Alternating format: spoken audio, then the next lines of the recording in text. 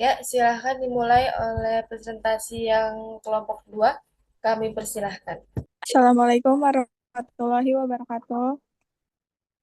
Waalaikumsalam. Waalaikumsalam warahmatullahi wabarakatuh. Di sini akan mempresentasikan dengan yang berjudul Administrasi dan Supervisi Pendidikan di SD. Beranggota yang pertama ada Ayu Eria, yang kedua Cahya Elvi Irba, yang ketiga Siti Nurjana, dan yang terakhir Gita Amalia. Administrasi peserta didik, yaitu administrasi merupakan suatu proses yang dilakukan oleh suatu personil atau kelompok dalam suatu organisasi untuk mencapai tujuan organisasi tersebut, sedangkan peserta didik, murid, dan siswa dalam KBBI berarti orang atau anak yang sedang berguru. Jadi, administrasi peserta didik adalah suatu proses yang dilakukan oleh suatu personil atau kelompok dalam upaya mengelola dan mengatur peserta didik atau siswa untuk mencapai tujuan pendidikan. Administrasi peserta didik adalah proses pengurusan serta layanan yang berkaitan dengan murid di suatu sekolah, mulai dari perencanaan penerimaan murid baru, pembinaan selama murid berada di sekolah, sampai dengan murid menamatkan pendidikannya. Administrasi peserta didik dilaksanakan melalui upaya menciptakan suasana yang kondusif untuk terjadinya proses belajar yang efektif. Pengertian administrasi peserta didik merupakan kegiatan pencatatan murid dari proses penerimaan hingga murid tamat dari sekolah atau keluar karena pindah sekolah atau sebab lain. Ada beberapa pendapat ahli tentang pengertian peserta didik, antara lain menurut Dipto, administrasi peserta didik adalah proses pengurusan serta layanan dalam hal-hal yang berkaitan dengan murid di suatu sekolah, mulai dari perencanaan penerimaan murid baru, pembinaan selama murid berada di sekolah, sampai dengan murid menamatkan pendidikannya.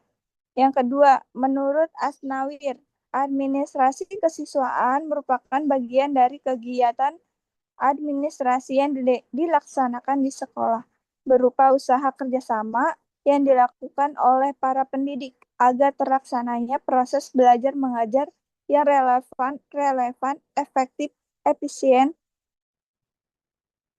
guna tercapainya tujuan pendidikan yang diharapkan. Administrasi peserta didik. Kegiatan yang dilaksanakan dalam rangka administrasi peserta didik dibagi menjadi 3 tahapan, yaitu kegiatan administrasi pada awal tahun pelajaran, administrasi selama tahun pelajaran, dan administrasi akhir tahun pelajaran. Yang pertama, kegiatan awal tahun pelajaran. Kegiatan awal tahun pelajaran yang dilaksanakan oleh setiap sekolah dalam melaksanakan penerimaan murid baru. Penerimaan murid adalah proses seleksi dan pencatatan murid yang memasuki sekolah tertentu setelah memenuhi persyaratan-persyaratan yang ditentukan oleh sekolah itu. Kegiatan Kegiatan dalam penerimaan murid baru ada beberapa kegiatan yang harus dilakukan, yaitu yang pertama, penetapan daya tampung, yang kedua, penetapan syarat-syarat murid baru, yang terakhir, pembentukan panitia atau petugas penerimaan murid baru. Selanjutnya akan dibaca dengan rekan saya. Next, yang kedua, selama tahun pelajaran, kegiatan atau langkah lebih lanjut setelah murid diterima di sekolah adalah membina murid tersebut sehingga berkembang kemampuannya secara maksimal, sesuai dengan tujuan sekolah. Pembinaan murid dilakukan agar murid mengenal lingkungan tempat belajar mereka dan dapat menyesuaikan diri dengan tuntunan sekolah. Dengan pemahaman terhadap lingkungan, itu diharapkan dapat tercipta suatu keadaan di mana murid lebih tertib dan lebih mementingkan tugas-tugas belajarnya dibandingkan dengan kegiatan pribadi lainnya di sekolah. Beberapa hal yang dapat dilakukan dalam rangka pembinaan murid ini adalah yang pertama, orientasi untuk murid baru. Kegiatan-kegiatan yang diberikan dalam masa orientasi ini adalah perkenalan, penjelasan tata tertib sekolah, penjelasan tentang fasilitas sekolah. Yang B, peraturan kehadiran murid. Beberapa alat yang dapat digunakan untuk melakukan pencatatan kehadiran murid ini diantaranya adalah papan absensi harian murid, buku absensi harian murid, dan buku rekapitulasi absensi harian murid di sekolah. Papan rekapitulasi absensi harian murid di sekolah. Yang C, promosi dan mutasi murid. Yang D, tata tertib sekolah. Tata tertib sekolah adalah merupakan salah satu alat untuk melatih murid mempraktekkan disiplin sekolah. Ganjaran dan hukuman. Ganjaran adalah imbalan yang menyenangkan yang diterima murid karena prestasinya dalam berusaha untuk mengerjakan sesuatu. Hukuman adalah imbalan yang tidak menyenangkan yang harus diterima murid akibat tingkah laku mereka dinilai sekolah tidak pada tempatnya. Yang ketiga, akhir tahun pelajaran. Adapun kegiatan pada akhir tahun adalah pelaksanaan ujian nasional dan ujian akhir semester.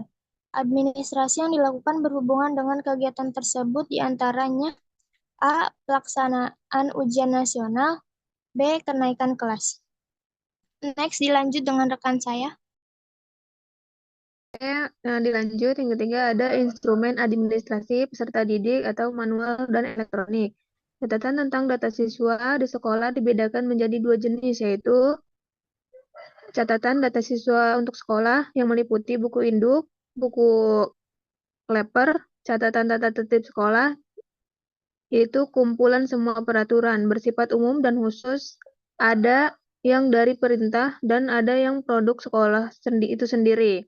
Yang kedua ada catatan siswa untuk masing-masing kelas, yaitu buku kelas yang merupakan cuplikan dari buku induk, buku prestasi kelas, buku catatan bimbingan dan konseling, buku catatan prestasi murid yang terdiri dari buku daftar nilai, buku langgar, buku rapot, dan buku mutasi. Untuk mempermudah dan memperlancar jalannya administrasi kesiswaan, maka perlu ditunjang oleh berbagai instrumen atau alat kelengkapan yang diperlukan. Instrumen yang dimaksud antara lain berupa buku-buku, format-format yang digunakan untuk merekam semua data dan informasi yang berkenan dengan siswa. Lanjut. Adapun instrumen-instrumen yang dimaksud antara lain ada buku induk. Buku induk merupakan buku pokok karena di dalamnya memuat semua informasi yang dianggap lengkap mengenai keadaan siswa. Yang kedua ada buku kleper, yaitu buku ini berfungsi untuk membantu buku induk memuat buku murid yang penting-penting. Yang ketiga ada buku atau daftar keadaan siswa. Buku ini menggambarkan keadaan jumlah keseluruhan siswa di sekolah. Yang keempat ada daftar hadir siswa. Daftar hadir siswa ini dibuat untuk mengendalikan keaktifan mengikuti kegiatan di sekolah. Yang kelima ada penyimpanan berkas siswa.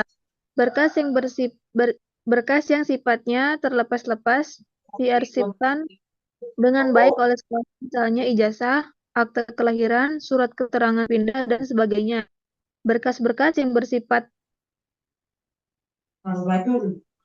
lepas perlu diarsipkan dengan baik oleh sekolah, misalnya fotokopi STTBT, akte kelahiran, surat keterangan pindah, dan sebagainya.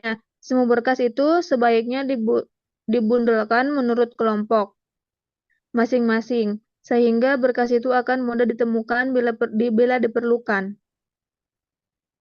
Selanjutnya akan dilanjutkan oleh rekan saya.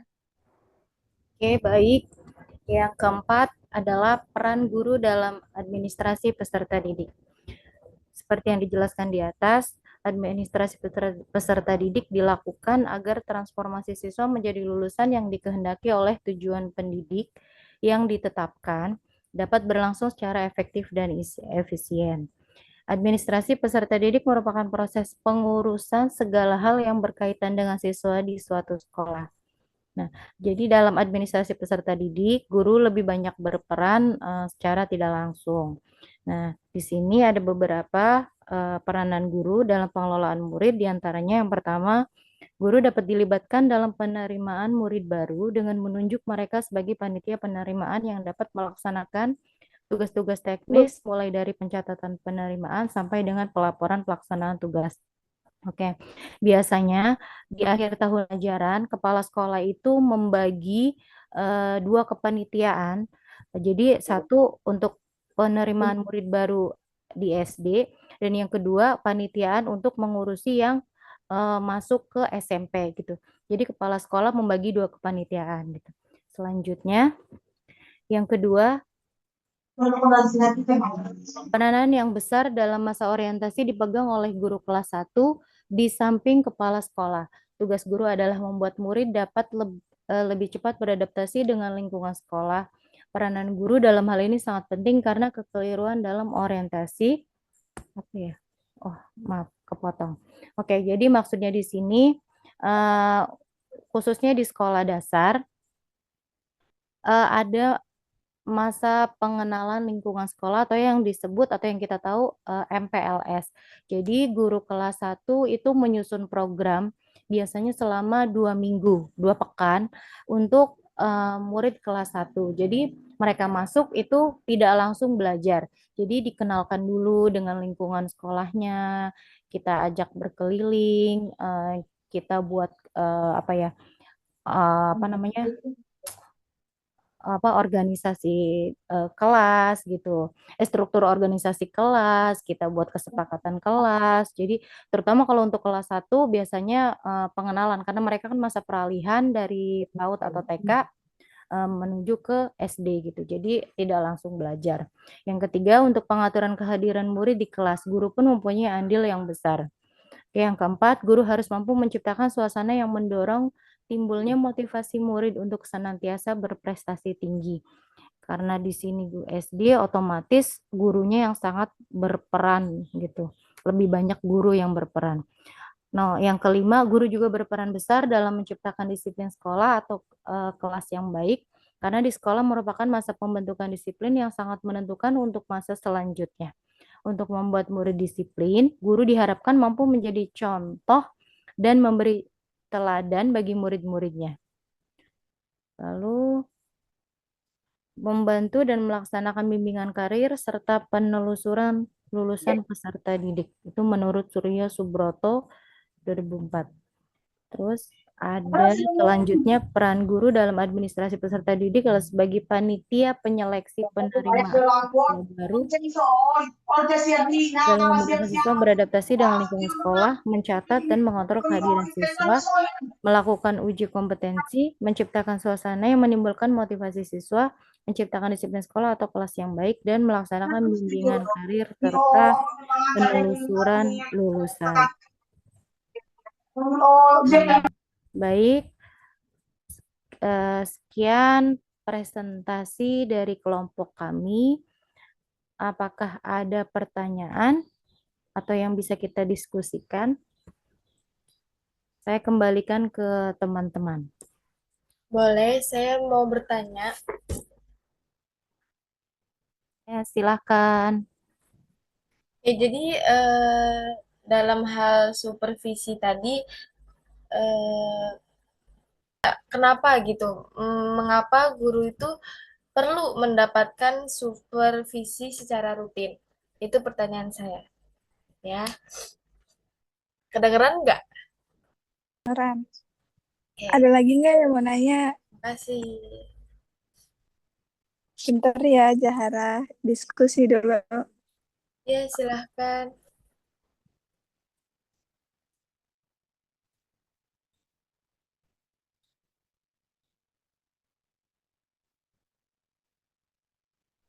Oke, Zahara, saya coba jawab ya pertanyaan Zahara. Ya, boleh. Tadi pertanyaannya, kenapa sih guru perlu ada supervisi gitu ya? Setahu saya, mohon maaf nanti kalau ada yang mau, kalau salah tolong dikoreksi.